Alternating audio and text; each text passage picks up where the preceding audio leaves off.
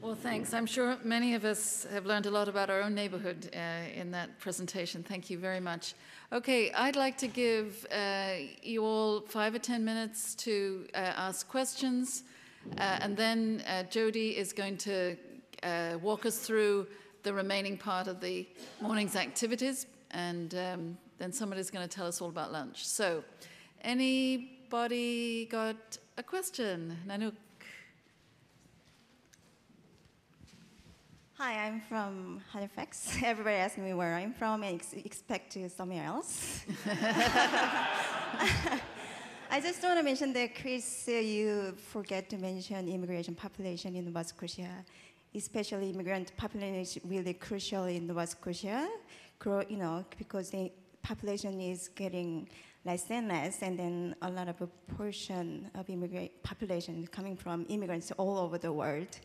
So my concern is that when we talk about community development, we forget immigrants in Nova Scotia, and we don't really see them as contributors, and we don't see them as community members.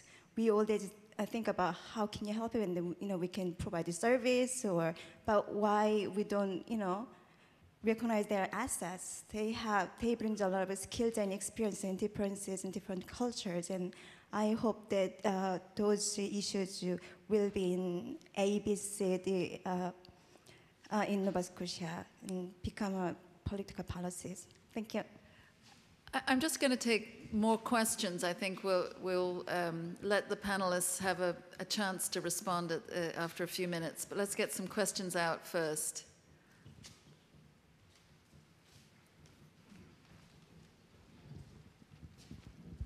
I'm Hal Barron from Chicago, and politics is it's called a blood sport in my home city. And I hear talk of policy and linking from down below to the policy making, but I haven't heard much of how you build the assets for power from below and how people build it themselves.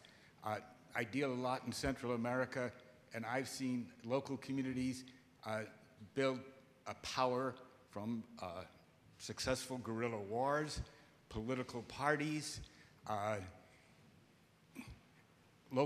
getting control of local government, consolidating their old community, village structures, clan and elders, etc.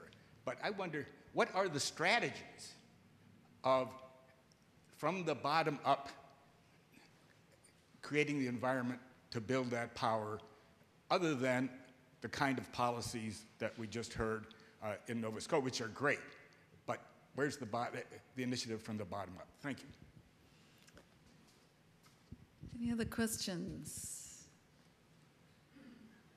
All right, well, that's probably because you're, oh, the one from Lucy?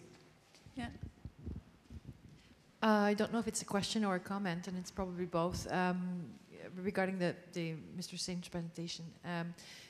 It's important when we do have the ABCD vision that to realize that assets is much more than the capital and the material and the land ownership and that kind of thing. I think from our experience in Ethiopia, when we started to do ABCD in community, we found that assets were often the very intangible skills, competence, history, value and confidence building that led people to actually have more confidence and capacities in building those social relationships that help them access other more tangible assets. So we have to have this larger definition that can often lead to the more tangible. Mm-hmm. Okay, any other comments? Yeah, Mireille, in the front here. I have a question for the panel and what they see as the primary role of government and policymakers in ABCD. We've heard a couple of suggestions. Is it to create an enabling environment through the revision of laws, such as Naresh was talking about, for pro-poor laws, or is it the provision of services when the community can't provide those services for themselves? So I'd like to hear some comments on that. Okay. All right.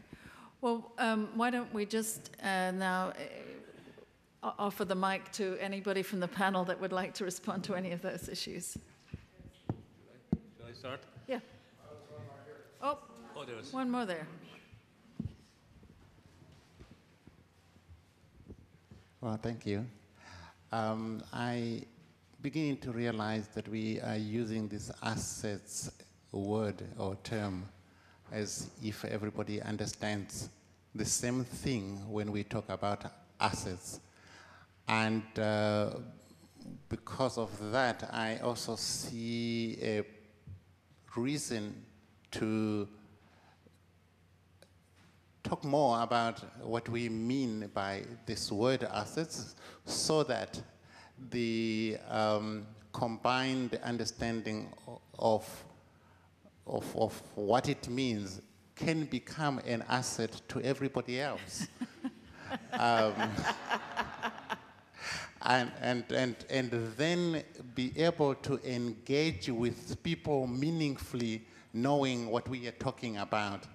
Now, when we're talking about governments, I understand there could be obstacles, but there are also assets to the promotion of well-being of people. And they are there because of their need to improve the well-being of people.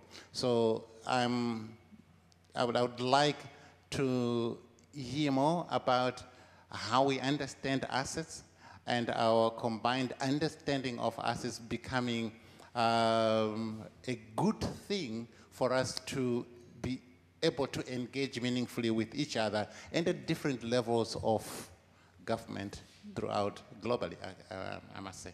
Mm-hmm. Thank you.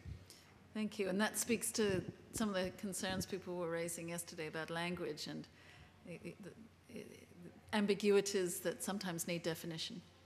Okay. There's some.